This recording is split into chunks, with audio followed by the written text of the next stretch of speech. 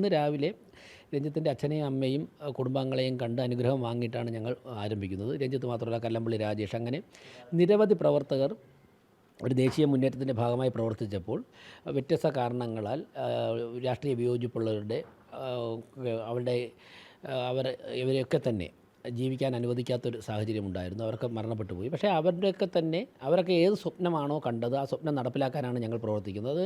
തിരുവനന്തപുരം ജില്ലയിൽ മാത്രമല്ല, കേരളത്തിലെമ്പാടും നൂറുകണക്കിന് സാധാരണക്കാരുടെ പ്രവർത്തകരുടെ ജീവൻ നഷ്ടപ്പെട്ടിട്ടുണ്ട്. ഒരുപാട് പേർ കള്ളക്കേസിൽ കുടുങ്ങി ജയിലിൽ കിടക്കും. ഞങ്ങൾ ജയിലിൽ പോയി അവരെ കാണുന്നുണ്ട്, അവരുടെ കുടുംബാംഗങ്ങളെ കാണുന്നുണ്ട്. സമയം കിട്ടുന്നതനുസരിച്ച് ഞങ്ങൾ ഇവിടെയൊക്കെ പോകുന്നുണ്ട്. തീർച്ചയായിട്ടും രഞ്ജിത്തിൻ്റെ അച്ഛൻ്റെയും അമ്മയും കുടുംബാംഗങ്ങളുടെയും പ്രാർത്ഥന ഉണ്ടെങ്കിൽ മാത്രമേ ഞങ്ങൾ മുന്നിൽ വച്ച മുദ്രാവാക്യങ്ങൾ പൂർത്തീകരിക്കാൻ സാധിക്കുകയുള്ളൂ. ഞങ്ങൾ അങ്ങനെ അച്ഛനെയും അമ്മയും കാണാൻ വന്നതാണ്. കുടുംബാംഗങ്ങളൊക്കെ കണ്ടു.